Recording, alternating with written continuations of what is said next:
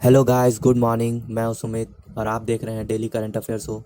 आज है 24 अप्रैल और आज के जितने भी इम्पोर्टेंट करंट अफेयर हो सकते हैं मैंने सभी के बारे में इस वीडियो में डिस्कस किया है। तो चलिए स्टार्ट करते हैं आज का सेशन। तो सबसे पहले अप्रैल के महत्वपूर्ण दिवस को देखते हैं। ये रहा अप्रैल का पूरा महत्वपूर्ण दिवस। 1 अप्रैल को उत्कल दिवस मनाया जाता है। 2 अप्रैल को विश्व आत्म केंद्रित जागरूकता दिवस मनाया जाता है। 5 अप्रैल को राष्ट्रीय समुद्री दिवस मनाया जाता है। 6 अप्रैल को अंतर्राष्ट्रीय खेल दिवस मनाया जाता है। 7 अप्रैल को विश्व स्वास्थ्य दिवस मनाया जाता है। 10 अप्रैल को विश्व होम्योपैथी दिवस मनाया जाता है। 14 अप्रैल को भीमराव अंबेडकर जयंती मनाया जाता है।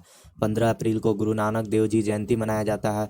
18 अप्रैल को विश्व विरासत दिवस मनाया जाता है। 21 अप्रैल को सिविल सेवा दिवस मनाया जाता है। 22 अप्रैल को विश्व पृथ्वी दिवस मनाया जाता है। 23 अप्रैल को विश्व पुस्तक एवं कॉपीराइट दिवस मनाया जाता है। 24 अप्रैल को राष्ट्रीय पंचायती दिवस मनाया जाता है। 25 अप्रैल को विश्व मलेरिया दिवस मनाया जाता है और 29 अप्रैल को अंतर्राष्ट्रीय नृत्य दिवस मनाया जाता है।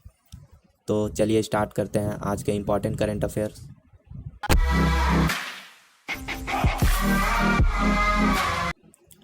ये रहा आपके सामने पहला क्वेश्चन। विश्व पुस्तक और कॉपीराइट दिवस कब मनाया जाता है? और इसका सही उत्तर है 23 अप्रैल। ये रहा तस्वीर में आपके सामने। विश्व पुस्तक और कॉपीराइट दिवस 23 अप्रैल को मनाया जाता है। तो चलिए इससे संबंधित महत्वपूर्ण जानकारियों को देखते हैं। प्रत्येक वर्ष 23 अप्रैल को विश्व पुस्तक और कॉपीराइट दिवस मनाया जाता है। यूनेस्को द्वारा 1995 में शुरू किया गया यह दिन दुनिया भर में पुस्तकों, लेखकों और प्रकाशकों और पुस्तकालयों के योगदान को चिन्हित करता है। मलेशिया कुआलालंपुर को 2020 के लिए विश्व पुस्तक राजधानी चुना गया।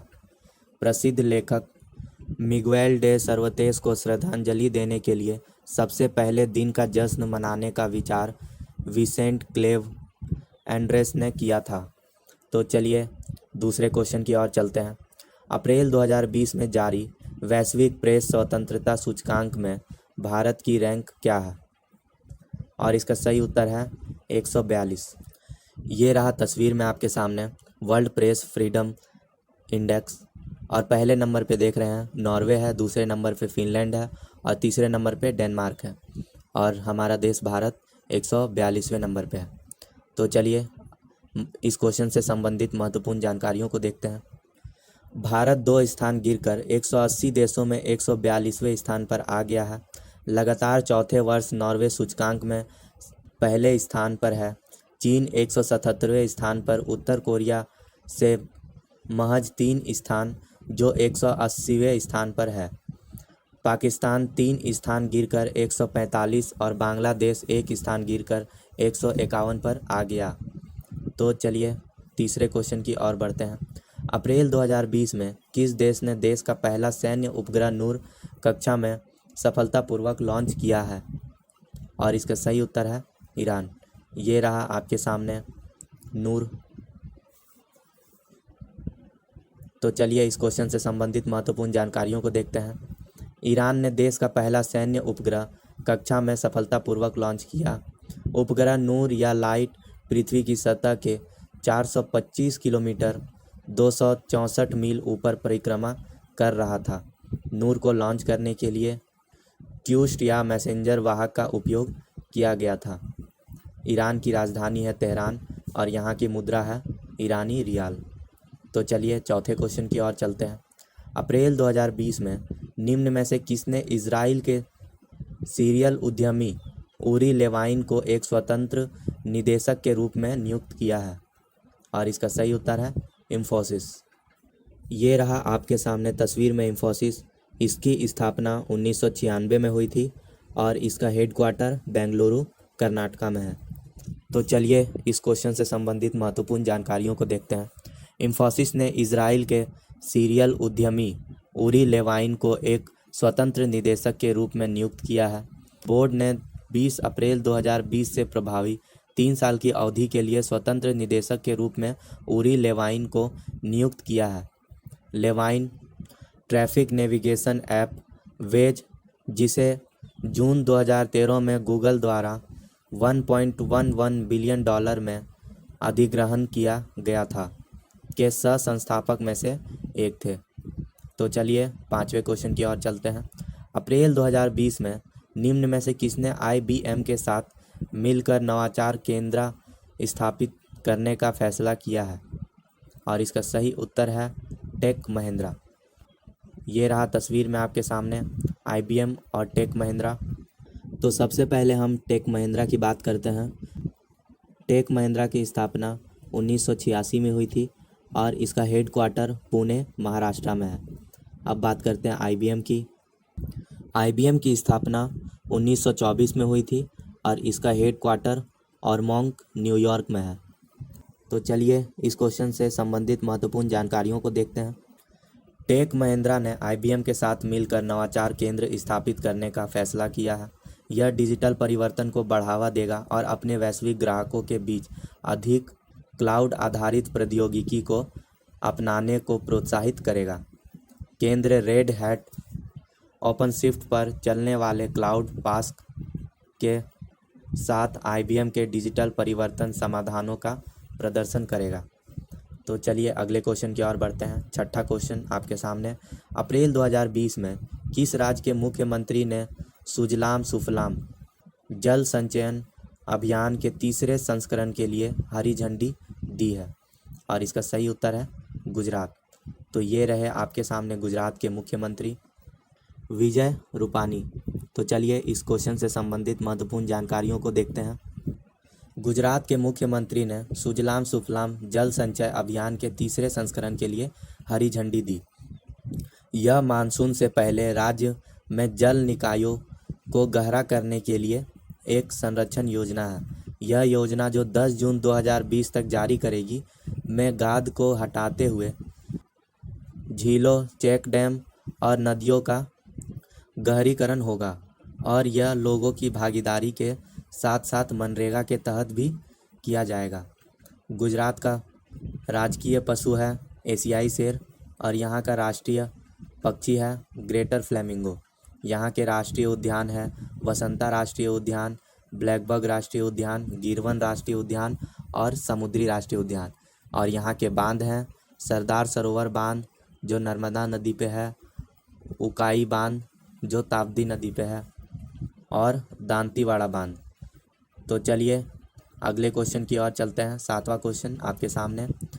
अप्रैल 2020 में किसको बैडमिंटन वर्ल्ड फेडरेशन के IM बैडमिंटन जागरूकता अभियान के लिए एक राजदूत के रूप में नियुक्त किया गया है?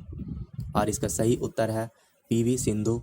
ये रही तस्वीर में आपके सामने PV सिंधु और इन्हें बैडमिंटन वर्ल्ड फेडरेशन के तरफ से IM बैडमिंटन का राजदूत बनाया गया है। तो चलिए इस क्वेश्चन से संबंधित महत्वपूर्ण जानकारियों को देखते हैं। PV सिंधु को बैडमिंटन वर्ल्ड फेडरेशन के IM बैडमिंटन जागरूकता अभियान के लिए एक राजदूत के रूप में नियुक्त किया गया है। अभियान खिलाड़ियों को सच्चाई और ईमानदारी से खेलने की वकालत और प्रतिबद्ध करके बैडमिंटन के लिए अपने प्यार और सम्मान को व्यक्त करने के लिए एक मंच प्रदान करता है। सिंधु के अलावा अन्य राजदूतों की मिसालें ली झेंग सी वेई, हुआंग हा क्यूंग, जैका सेफर्ड कुछ नाम शामिल हैं। तो चलिए अगले क्वेश्चन की ओर बढ़ते हैं। 8वां क्वेश्चन आपके सामने। अप्रैल 2020 में विनय मोहन क्वत्रा ने किस देश को 23 टन दवाएं सौंपी? और इसका सही उत्तर है नेपाल। ये रहे तस्वीर में आपके सामने विनय मोहन क्वत्रा। तो चलिए इस क्वेश्चन से संबंधित महत्वपूर्ण जानकारियों को देखते हैं। नेपाल में भारत के राजदूत विनय मोहन क्वत्रा ने 22 अप्रैल 2020 को काठमांडू में नेपाल के स्वास्थ्य और जनसंख्या मंत्री भानुभक्त धाकल को 23 टन दवाइयाँ दी। खेप में पैरासीटामोल की 3.2 लाख खुराक और हाइड्रोक्सीक्लोरोक्विन की 2.51 लाख खुराक सहित आवश्यक दवाइयों की 8.25 लाख खुराक शामिल है। नेपाल की राजधानी है काठमांडू और यहाँ की मुद्रा है नेपाली रुपया। तो चलिए 9वें क्वेश्चन की ओर चलते हैं। निम्नलिखित में से कौन इजराइल का पहला पूरी तरह से डिजिटल बैंक लॉन्च करेगा? और इसका सही उत्तर है टाटा कंसल्टेंसी सर्विसेज। तो चलिए ये रहा आपके सामने तस्वीर टाटा कंसल्टेंसी सर्विसेज का। तो चलिए इस क्वेश्चन से संबंधित महत्वपूर्ण जानकारियों को देखते हैं। टाटा कंसल्टेंसी सर्विसेज इजराइल का पहला पूरी तरह से डिजिटल बैंक लॉन्च करेगी। टीसीएस को इजराइल के वित्त मंत्रालय द्वारा अपने बैंकिंग क्षेत्र को बदलने के लिए एक बैंकिंग सेवा ब्यूरो के निर्माण के लिए चुना गया था, जो एक साझा plug and play digital banking संचालन मंच के रूप में काम करेगा। इस पहल को वित्तीय सेवा क्षेत्र में प्रतिस्पर्धा को बढ़ावा देने और ग्राहक अनुभव को बढ़ाने के लिए एक प्रयास के रूप में देखा जाता है। तो चलिए 10वें क्वेश्चन की ओर चलते हैं।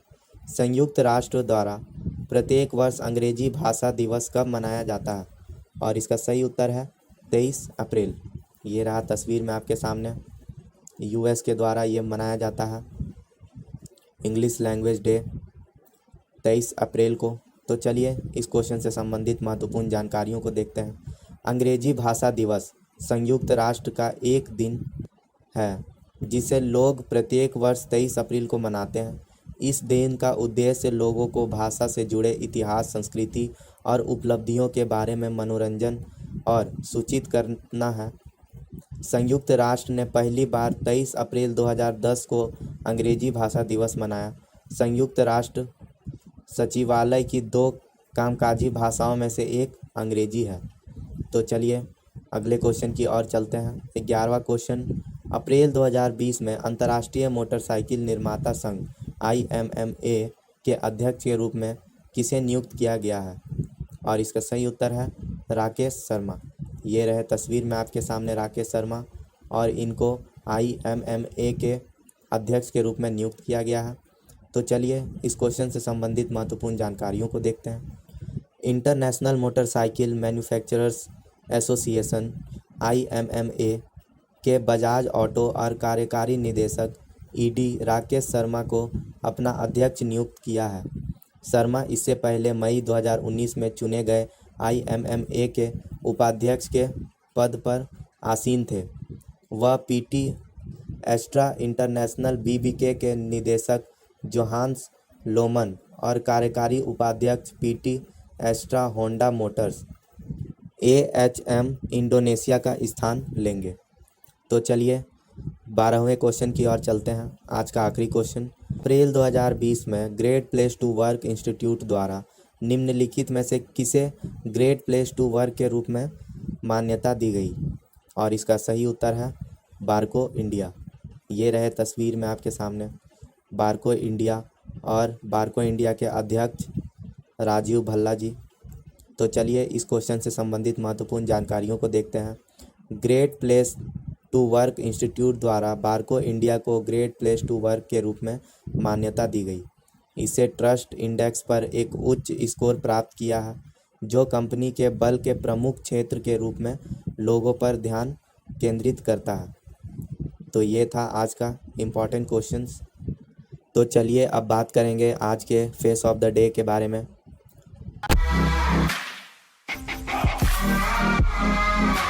ये रहे आपके सामने face of the day, Narendra Damodar Das Modi. इनका जन्म 17 सितंबर 1950 में हुआ था। 2015 से भारत के 15वें प्रधानमंत्री तथा वाराणसी के सांसद हैं। वे भारत के प्रधानमंत्री पद पर आसीन होने वाले स्वतंत्र भारत में जन्मे प्रथम व्यक्ति हैं। इससे पहले वे 7 अक्टूबर 2001 से 22 मई 2015 तक गुजरात के मुख्यमंत्री रह चुके हैं। मोदी भारतीय जनता पार्टी भाजपा एवं राष्ट्रीय संवेद सेवक संघ RSM के सदस्य हैं। तो ये थी कुछ जानकारियाँ नरेंद्र दामोदर दास मोदी के बारे में। तो चलिए 2 मिनट रिवीजन की ओर चलते हैं। तो चलिए जल्दी से रिवीजन कर लेते हैं। पहला क्वेश्चन, विश्व पुस्तक और कॉपीराइट दिवस कब मनाया जाता है? उत्तर है 23 अप्रैल। दूसरा क्वेश्चन, अप्रैल 2020 में जारी वैश्विक प्रेस स्वतंत्रता सूचकांक में भारत की क्या रैंक है? उत्तर है 142। तीसरा क्वेश्चन, अप्रैल 2020 में किस देश ने देश का पहला सैन्य उपग्रह नूर कक्षा में सफलतापूर्वक लॉन्च किया है? उत्तर है ईरान। चौथा क्वेश्चन, अप्रैल 2020 में निम्न में से किसने इजराइल के सीरियल उद्यमी उरी लेवाइन को एक स्वतंत्र निदेशक के रूप में नियुक्त किया है? उत्तर है इंफोसिस। पांचवा क्वेश्चन, अप्रैल 2020 में निम्न में से किसने IBM के साथ मिलकर नवाचार केंद्र स्थापित करने का फैसला किया? उत्तर है टेक महिंद्रा।